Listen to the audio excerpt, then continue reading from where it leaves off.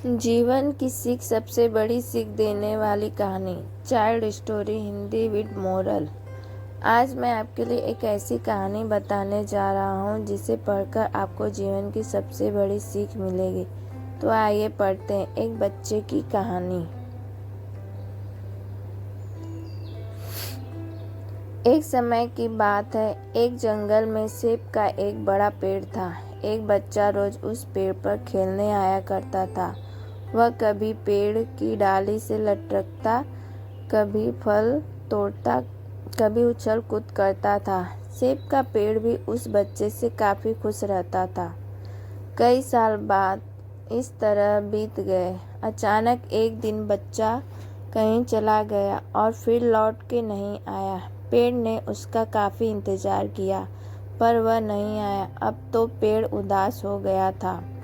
काफ़ी साल बाद वह बच्चा फिर से पेड़ के पास आया, पर वह अब कुछ बड़ा हो गया था। पेड़ उसे देखकर काफ़ी खुश हुआ और उसे अपने साथ खेलने के लिए कहा, पर बच्चा उदास होते हुए बोला कि अब वह बड़ा हो गया है, अब वह उसके साथ नहीं खेल सकता। बच्चा बोला कि अब मुझे खिलौने से खेलना अच्छा लगता है, पर मेरे पास खिलौने खरीदने के लिए पैसे नहीं हैं।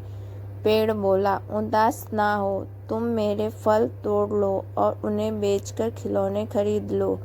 बच्चा खुशी खुशी फल तोड़ के ले गया, लेकिन वह फिर बहुत दिनों तक वापस नहीं आया। पेड़ बहुत दुखी हुआ। अचानक बहुत दिनों बाद बच्चा, जो अब जवान हो गया था, वापस आया। पेड़ बहुत खुश हुआ और उसे अपने साथ खेलने के लिए कहा, पर लड़के ने कहा कि वह पेड़ के साथ नहीं खेल सकता। अब मुझे कुछ पैसे चाहिए, क्योंकि मुझे अपने बच्चों के लिए घर बनाना है।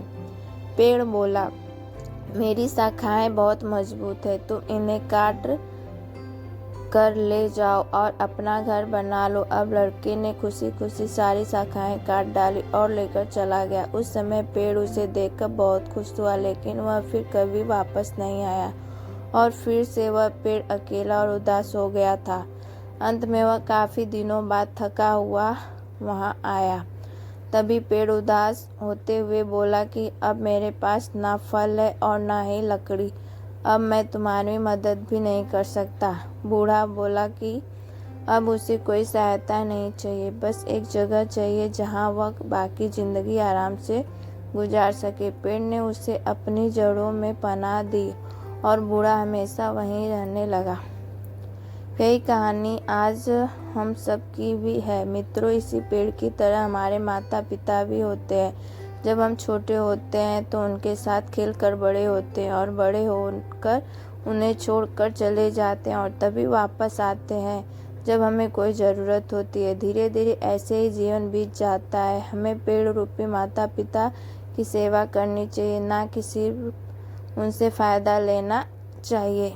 इस कहानी से हमें दिखाई देता है कि उस पेड़ के लिए वह बच्चा बहुत महत्वपूर्ण था और वह बच्चा बार बार ज़रूरत के अनुसार उस सेब के पेड़ का उपयोग करता था, ये सब जानते हुए भी कि वह उनका केवल उपयोग ही कर रहा है। इसी तरह आजकल हम भी हमारे माता पिता का ज़रूरत के अनुसार उपयोग करते हैं और बड़े होने पर उन्हें भूल जाते हैं। हमें हमेशा हमारे माता पिता की सेवा करनी चाहिए, उनका सम्मान करना चाहिए और हमेशा, भले ही हम कितने भी व्यस्त क्यों ना हो, उनके लिए थोड़ा समय तो निकालते रहना चाहिए।